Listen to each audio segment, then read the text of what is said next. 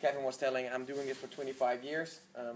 I see all the trends, I see all the movements, I see where it needs to be, well, the movement needs to be done, where the change is needed, but somehow it doesn't work, right? We don't get the change there. What do you think are the fundamental drivers for not changing HR departments or recruitment departments? I think change of any type for anything is extremely difficult. It only happens when there's great pain or great disruption or great catastrophe or something has to happen, all right? But we all are just genetically engineered to maintain the status quo, to keep things the way it is. And some people are lucky enough to have a little bit more entrepreneurism or whatever it is and make changes. But for many people, they're very resistant, even afraid of any sort of change, including organizations in general, collectively. And so, you know, you look at organizations and when you see real breakthrough and change, it almost never comes from an existing organization. It always comes from some startup or external organization that was discredited or didn't fit into the traditional organization because it was trying to do things differently than the organization. It's like the human body. If you introduce a germ, it does everything it can to get rid of the germ, even if that germ might be beneficial at some point down the road, all right? So it's a normal thing. So I don't think you're ever going to see massive change in existing large organizations. I think you'll see them break up, they'll dissolve, some will go away, some will become smaller and do something different. In all the history of the world, there's only a dozen or so companies that are more than 100 years old, all right? They do not survive because they can't change. And, you know, can you build change into organizations? That's a question that's out there right now. Some people are trying to do this. Will Apple survive? Will Google survive?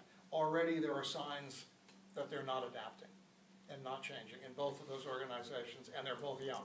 Right? So, you know, I think that change comes from disruption.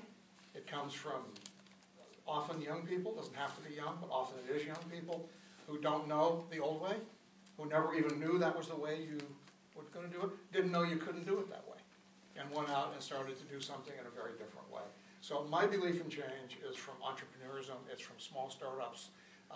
I don't spend a whole lot of time trying to change big companies anymore. I did for 25 years, and I think in all the 25 years the changes were so incremental and so minor that it almost didn't matter. There's only a couple of companies that I know of that have made significant change. One is IBM. It's a great case study of how have they morphed 3 times in their history. But the semiconductor industry is going through it right now. It's failing badly, quickly. Right down even Intel is suffering now. And will they really change? Will it really change? They're trying, and they may be successful, we'll see. But extremely difficult. It never happens proactively, and it only happens when there's a ton of pain and agony. And that's true for each of us individually. And so, you know, I think if you want to change as an individual, my own opinion is, you just have to go do something totally different, take a huge risk, you know, start doing something in a totally different way than you've ever done it before, disrupt your own life if you want to really get out of the rut and do something different. And it's really frightening, it's petrifying, and it's extremely difficult if you're financially attached to the job and you have to have the money. Then it becomes even more difficult. But you know, I talk to these change experts, quite a few psychologists, and they say the best way to change is just if you're in HR, become an accountant. Just do something completely different. Can I address that same question about corporate change? There's a book by Geoffrey Moore called The Innovator's Dilemma, which talks about as companies get bigger and bigger, when you start up, you know, you're willing to try a lot because you don't have an economic business model. Once you get to a certain size, you protect your business model, which is I got to protect it, so change is disruption. But what companies do to do that is they pilot certain things, they have skunk works, they build circumstances that are different, and then they try it, but they do put them in independent silos. So there are ways to change.